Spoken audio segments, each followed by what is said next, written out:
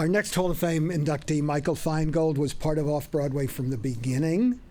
He was back there in the days of Cafe Chino, when a small group of pioneers were bringing the modern Off-Broadway movement to life, taking on taboo subjects and offering new audiences the chance to see things that could not be seen anywhere else. And that's part of his legacy. He was utterly committed to Off-Broadway. He was a tireless advocate of its mission, and Michael Feingold embodied its spirit.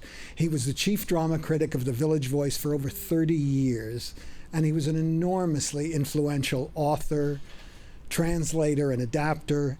He was the literary manager of the Yale Repertory Company, the American Repertory Theater, and the O'Neill. And at the O'Neill, he championed a then unknown August Wilson, serving as dramaturg for the original production of Wilson's brilliant Ma Rainey's Black Bottom. He wrote new translations of Bertolt Brecht and Kurt Weill and others that made them live again for American audiences. And he was the editor of the Grove New American Theater, publishing the work of Karen Finley and Mac Wellman and other writers on the cutting edge. And he was the president, this is fun, of the OBA Awards, the original and still the cheekiest Off-Broadway Awards event, presiding for more than 20 years over its famously anarchic celebrations, which were always more of a happening than a conventional award show, with all sorts of brand new categories that just came out of his head every year, all made up on the fly to respond to whatever was new and in need of celebration. So here to accept the award for Michael Feingold is his longtime friend and colleague and former president of the New York Drama Critics Circle. Please help me welcome Michael Sommers. Hey, Michael. Let's just take a quick picture.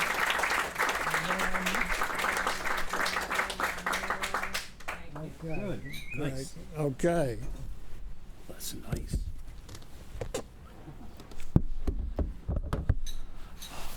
I'm not a public speaker, so I too, it's like the Tony Awards. Everybody's thanking everybody else.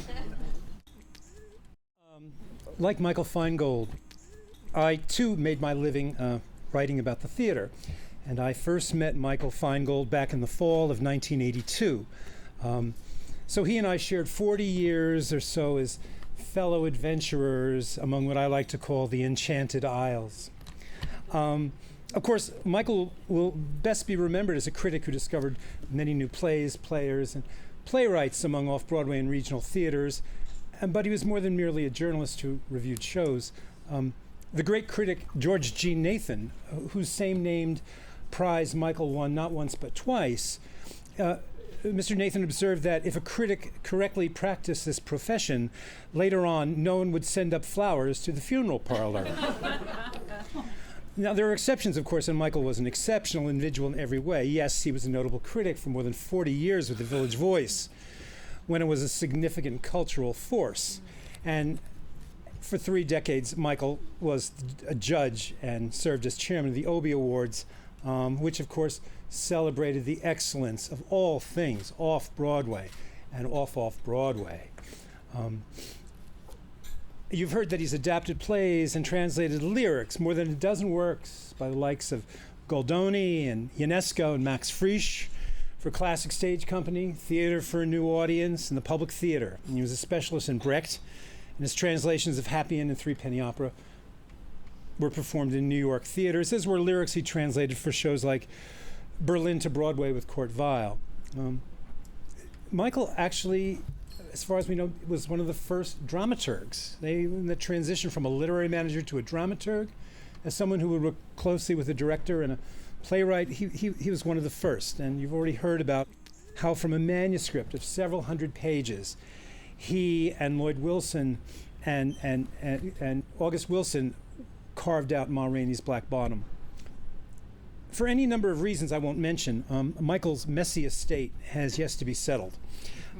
So we're not sure where Michael's mountains of papers finally will end up. We're calling it the Michael Feingold Project now. There are more than 100 bankers-type storage boxes crammed with Michael's mostly unsorted papers, which includes correspondence with Sam Shepard, Adrian Kennedy, August Wilson, Harvey Fierstein, and others he worked with as a dramaturg, editor, and publisher. Now here's something of special interest for you scholars of Off-Broadway.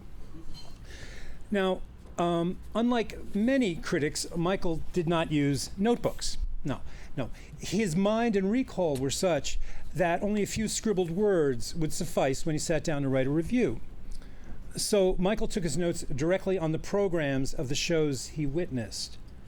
Now, Michael became a voracious theatergoer in New York when he was a student at Columbia University in the middle 1960s. And ever since the 1960s, ever since then, he'd attend 150, 200 more shows a year for more than 50 years. When his Collier Brothers-style apartment was cleared out, it was discovered that Michael had saved all of his programs. Not just the slicks like Stage Bill, but the off-Broadway programs that were on mimeographed paper and photocopies of cast lists. He saved it all. From places like Cafe Chino and the Old Reliable, the Theater of the Ridiculous, the Impossible Ragtime Theater, the Arc. From the very first years of places like La Mama, Manhattan Theater Club, Playwrights Horizons, American Place Theater, and from performances and plays staged in all those off-Broadway storefronts and loft spaces, and the works created by theater companies and artists long gone. It represents an amazing time capsule of off-Broadway theater. Hopefully a good home can be found for all that precious ephemera in the near future. Finally, let me say that I'm certain that Michael would be especially pleased to share the Off-Broadway Alliance Hall of Fame with some of his close, longtime friends who are already there, such as Robert Patrick, and Alvin Epstein, and Maria Rene Fornes, and dear Marion Seldes. On behalf of the friends of Michael Feingold who are still on this earth, I want to thank the Off-Broadway Alliance for this meaningful honor you've given him. Thank you. Thank you very much.